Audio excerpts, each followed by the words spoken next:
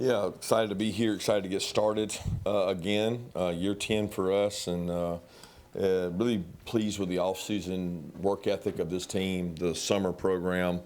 We had some outstanding testing numbers that I'm really excited about for our guys. We did our traditional combine, and then we also did a lot more non-impact cardio. We're trying to get guys in shape without putting the mileage on some of their feet.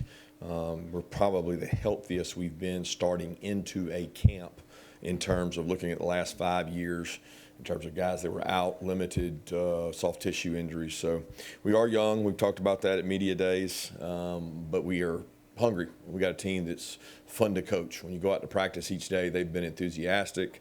They've been out there working out, like just doing all the things you ask. And like I said, a lot of them haven't had an opportunity to play, and now this is their opportunity. So sometimes when you're coaching, it's a lot more exciting for guys when they're having their first time. Now, that being said, the lack of experience sometimes can show, but we're going to try to get through that in camp. We are taking the approach in camp like we have in past years. Our numbers are still pretty good, so we'll approach the camp in terms of physical and mental toughness is one of our biggest goals to achieve. The second is probably creating good habits, like being on time, resting, recovery. Camp's a grind, and ours certainly is a grind. And then, connection, leaning on each other, staying in a hotel for, 8, 9, 10 days, 15 practices in 18 days, 2 scrimmages. It's not easy, and it's hot. So we want to really develop this mental and physical toughness we think carries us through the season.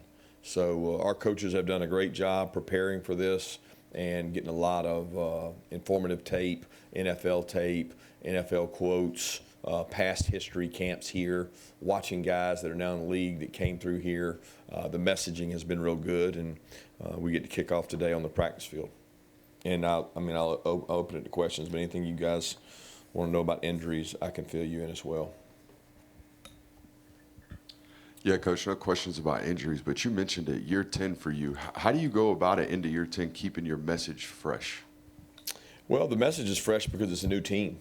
And, when you have a new team, you have new ears, and you got new guys. I mean, we talked about it before. I think we've got 40 or 50 guys right around maybe just completely new, first or second year. So I don't think you have to worry about your message staying fresh when you have the turnover you have, but you got to keep your message fresh based on what's changing in college football and offensively and defensively, schemes, things people are doing outside of it, and just the demands you have. So our coaches do a great job of changing things up, and I'll do the same with our guys. Coach, in terms of going into fall camp, previous fall camps over the 10 years, what are some of the biggest changes and differences when you look at your responsibilities now in terms of what's delegated, what you handle, and how you train the team from almost like another era, I guess, 2016? Yeah, I don't know that when you're asking specifically about fall camp, I don't know that fall camp changes from year to year. We're not changing a lot of what we do. Our number of players in camp is still good, healthy number. Actually, we have more because we had limitations on what we could bring into camp previously, and we're going to have more people in camp than we typically do. We may not have as many kids when school starts out as we typically do. We'll start to drop there with the limitations, but my role has changed over 10 years, certainly, but not in camp. Camp is meant to be a grind, physical toughness, focused stamina. Can you stay awake in a meeting? Can you lock in? Can you learn from walkthrough to practice, walkthrough to practice? Can you focus kind of on what's next? I think Coach Schumann and Coach Bobo both played a tape of some NFL players talking about, camp is really where you get to hone your skills and develop your skills, because within season, you're in a routine. You're trying to beat an opponent. Right now, you're not trying to beat an opponent. You're trying to better yourself. And the only way you can do that is really focus on the process of what's next. Yeah, Kirby, you've talked going back to the spring about wanting to run the ball better and stop the run better. I guess, how have both lines of scrimmage kind of embraced that mindset going into the fall? And for you personally, what do you want to see out of both lines of scrimmage over the next few weeks getting ready for the season? Yeah, I want to see improvement. I want to see experience. I want to see depth building. We talk about it a lot. We've talked about it a lot in our messaging about what the standard is at Georgia in terms of it's not the number of runs as much as it is the efficiency of the runs. It's not the yardage given up rushing as much as it is the yards per carry. We want to be very productive in those two areas. Our best team since we've been here, they've been able to run the ball when they have to run it, and they've been able to stop the run when they have to stop it. And that looks different in every game. So what do I want to see out of those guys, though? I want to see improvement. I want to see buy-in. It's a culture thing. It's like you get what you demand, and we're going to demand that we stop it and that we're able to do it and run it. Yeah, with Ryan and Gunnar, how do you go about preparing both of them to get the most out of them, given, there's only one quarterback can play at a time, you're balancing reps between the two of them? Yeah, I think everybody in the country has that problem. That's not unique to us. So as coaches, the problem is not getting the 1 and 2 enough reps. Absolutely, there's enough reps to go around. The problem is getting the 3 and the 4 enough reps to go around, and we have to be creative to do that. We have to ask more of our coaching staff. We have to be more organized and detailed than others to get, okay, while the 1s and 2s and 3s are going over here, can we get the 4th guy reps? When we're going 2-spot and we got 1s and 3s here and 2s and 4s there, how many reps can we get those guys? But as far as quality reps and getting Ryan and Gunnar reps, that's not an issue. Kirby, going back to the offensive line, lost several veterans from last year's team. What do you need to see from that offensive line room over this next month? I think them gel, them play with a chip on their shoulder. We talk about playing with an edge, passion, fire, energy, right? PFE is one of the things we're looking for. No greater position that you possess passion, fire, and energy than O-line. There is something about breaking someone's will or saying I have to move you from point A to point B. And movement is exactly that. Movement is what creates run game. Kirby, you mentioned that it's hot. How have you all balanced over the years? I mean, obviously you could just say, we'll just go inside, but your games are outside. So how do you balance preparation, safety, and all that in terms of planning when you'll be inside, when you'll be outside? Yeah, we face it. We face the heat here. We don't really run from it. We don't, to me, the rules and regulations that have been put in place by safety, health boards across NCAA protect the players from that. I mean, look, as short as 20 years ago, we were doing two-a-days every day in both pads, outside. There was no indoor. So it's changed progressively to make it safer. You can't practice twice a day. You can't have pads on twice a day. So we need to face the heat and go. The practice intensity of the practices has increased because people know they don't have another practice that day. So with it being 1-a-day practices, and we have a walkthrough in between, but we do that indoors, we go face the heat. We're going to play in the heat. We don't run from the heat. And, our practices are really tough in terms of volume and intensity because we get a lot of reps in a short amount of time. Kirby, a couple of off-field matters. What is Jazeer Jackson's status after his arrest? And for the program, what is the process of cross-checking recruits that you decide to take commitments from? How do you proceed when things happen before they get here in terms of running into legal trouble? Yeah, Jazeer is disappointed, obviously, in the decision-making process. He's being disciplined internally, but he's with the team. As far as the other, I can't really talk about recruiting, so I can't comment about those. Yeah, what does this team need from Christian Miller this season, and how would you assess his leadership ability given how young you guys are on the defensive line? Yeah, we need him to be a playmaker. We need him to be disruptive. We talk about havoc. We talk about quickness, speed, experience. He's our most experienced player. He has taken on this role of knowing the burden lies with him to set a standard for that group. And if we're going to be good up front and we're going to stop the run, it starts with that group. I mean, it's everybody, but it really starts with the defensive line and what kind of mentality that room has. And so far, he has approached that the right way. He did not get to go through spring because of a labral repair, and we're looking for him to have a great fall camp and push the other guys and help lead that room along with Jordan and Xavier and some of those other guys.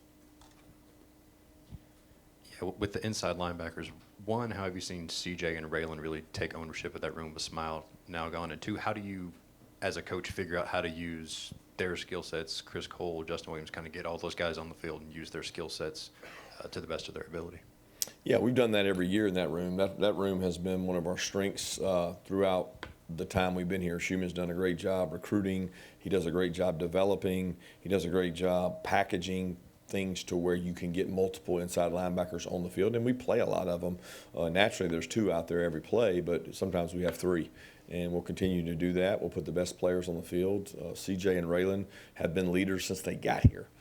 They just haven't had to be in the forefront, and last year, even with Smiles' injury, they were in the forefront more than a typical sophomore would be, and they both embraced that leadership role. Kirby, 2 questions for you.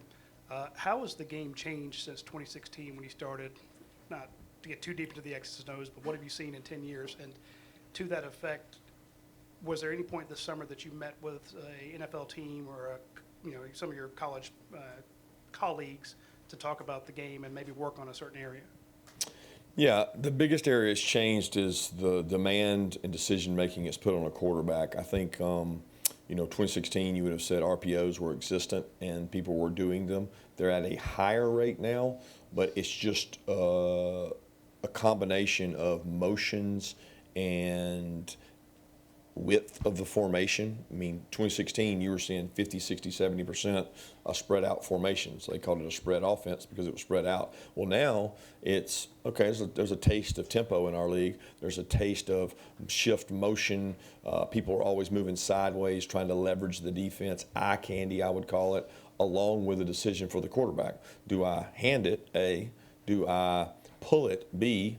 Or do I don't hand it, don't pull it, and throw it, C? They're getting 3 options on almost every play. So a lot of people don't, the average fan is not aware of the demand of what the quarterback's having to decide, and they certainly aren't aware of what the defense is having to defend, because the eyes of the defense have to be in multiple places. There's a play on this side of the formation, there's a play on this side of the formation, and then there's an interior play. So there's 3 plays, and the defense is having to defend more of it. So it's become tougher to defend. It's also become, probably less of a quarterback having to change the protection and play the quarterback position that the NFL would like to have, and more of a go tempo, dummy it down a little bit, and let the quarterback make easy decisions and make throws and runs that make it really hard to defend. So it's become much harder, and our game is trickling up to the NFL because you see it more and more in their game. Hey, Coach, you keep talking about this fire, passion, energy, and have you seen it exhibited thus far in this summer going into fall camp, and do you feel it in your year 10 as you enter day 1 of fall camp? Yeah, I feel it every day, because if you don't have it, it's hard to be successful. You can't keep up. Our staff has it. Our staff has great juice. We've had a chance to re-energize. That's what the summer's about. We're coming off of 3 to 4 weeks where we got to go be with our families before last week. But yeah, I see it in the players every day, and it starts with 110 heat index last week, seeing them out there running in that and facing it, and they don't always have it all the way through that 110 heat index with 5 or 10 or 20 53s they got to run, but they do push and challenge each other. That's what I've enjoyed about this team so far, is they're not afraid to hold each other accountable and get after each other, because they know that they're stronger together than they are apart. I wanted to ask about the loss of your father and how that has affected you over here on your left, about the loss of your father and how that's been through getting ready for the season, and what it'll be like for you without him. I'm sure you've talked with him about football a lot and life as well. So what will that be like, do you think, and what has it been like?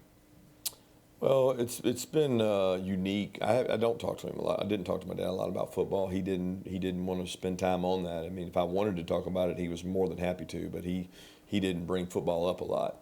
He talked about my kids, his grandkids. He talked about his golf game and my mom and his relationship, which they would have had their 53rd anniversary a couple days ago, 2 days ago, and she's the one I'm concerned about. My dad's in a great place. And he's done a wonderful thing for so many people while he was here on earth, including me and my brother and sister. So he was an unbelievable role model. And, I miss him daily. I'm going to continue to miss him. But I know he's proud of the accomplishments of all his grandkids and kids. So my focus right now has been on my mom and her well-being. Kirby, Oscar is a guy that could have gone pro after last season, comes back. What do you see as his role, not only as one of the veteran guys on this team, but the role he can play in this offense? Yeah, running the ball. I mean, yeah, Oscar's a great player. He's gotten better and better. He has been a better leader. He got one of our most improved awards in terms of work ethic in the weight room and like the jumps he made. So he knows this is an important year for him. But, you know, for him, for us, is like have a why that can physically hold up and block, which no tight end likes to hear that, but the NFL loves that. They like to have somebody that's physical at the point of attack, and he is strong, he's physical, he's good in play action, he's tough. I mean, he has taken a lot of reps since being here at the University of Georgia and blocked a lot of good defensive players. So we need him to be a factor at the point of attack. Kirby, your accomplishments are pretty well documented with the 2 titles, the 3 SEC championships, and all the records, unprecedented records you set, undefeated seasons. What drives you? I mean, what when you everybody has bad days or tired days, I suppose, but what is that internal? I mean, you always talk about your players' why. What drives you at this stage of your career? Yeah, it's putting the pieces together. It's like the puzzle of this team is different than the puzzle of last year. And being able to decipher the difference in the 2 teams and maybe what the wants and needs are from me. Like, what does this team need from me? And what does this staff need from me? Like, where can I be at my best for our team? That's my why. And you know, seeing a guy graduate. I just came over here, and Ernest Green's got 1 project left, and he's going to graduate this summer. And, like, that to me is like the be-all and end-all when these kids get an opportunity to graduate from the university that I went to, and they get a chance to start, play, and carry on their career afterwards. That's success. And there's probably not enough stories about that or self-gratification about that as opposed to when one fails or doesn't make it. And that's what my why is pushing these guys to get that piece of paper and also become better men. With having the 54% freshmen and sophomores on the roster, first and second year players, does that change any of the approach for you guys as a staff in terms of trying to install things or find roles for guys that they can kind of take on without overwhelming them with the complexity of a system, or is it the standard kind of that it's always been? Well, I think the way it is 54%, and it's a lot, and it worries me as a coach, but it's not any different probably anywhere else. It's not like anybody's sitting back saying, oh, well, we got 80% guys that have been here and 20% new guys. We have all, as coaches, evolved, and we have more kids coming in the spring. So we've done more with these kids than we've ever done before. I'm talking about spring, walkthrough. Post-spring this year, we even took it and said, you know what, we're going to do 30 minutes a day of football school. We're going to dedicate our time to like football school 101. So the onboarding and the process you go through, the summer plan, every minute we have by NCAA allowed, we use. And we have done more to this point with kids than we've ever done before. So, you know, am I worried? Am I concerned? Yeah, always worried, concerned about new guys. But we've onboarded guys, and we're going to continue to install at a fast rate because we want to see what they can learn, especially during this 2018-20 practice window, and find out who can play football and then move into the season of game planning. Hey, Kirby, kind of speaking on that younger player thing, what is most important for those young guys to be working on during this part of the year in fall camp? Mindset. It's the only thing they can work on because they're going to be overwhelmed by the speed, the tempo of practice. Can I fail, and can I pick up and go again? And it's been seen over and over again. These NFL guys come in, how does he learn, how does he learn, how does he learn? And I'm like, well, they come from our program, they're going to learn well. They've had to learn well. But can they overcome failure and adversity? And so many of them come in with, because of social media, heavy accolades, heavy expectations, and the drop from how high they come in to where they fall to when they fail is so deep in depth that it's really hard to build them back. So we have to be really careful as coaches that we're make sure we point out when they do things right and make sure we explain to them that it's okay to fail. You actually grow through that failure, and a lot of our guys are starting to realize that. Got time for one more question. Kirby, as it relates to improving the run game, I know I sense that you guys are collaborative in the offensive coaches' room when you're meeting. How have Phil Rosh or John Lilly helped in terms of ideas as they come from outside the program? Well, they both have run backgrounds. Most tight end coaches in the National Football League either evolve into O-line coaches or tied into the run game. So both of those guys have great ideas in the run game, and it may not be a new run by design because there's, you can't reinvent the wheel. There's inside zone, outside zone, there's gap scheme, there's different ideas. We have a quarterback who allows us to do more. They both have been around systems that involve that. And they both, technique-wise, have different ways of doing things maybe than we do. And some part of it is who you play. Some part of it is what you call. Some part of it is how hard you play. So all that's a factor, and those guys have been great assets and will continue to be to help us improve that. Thanks.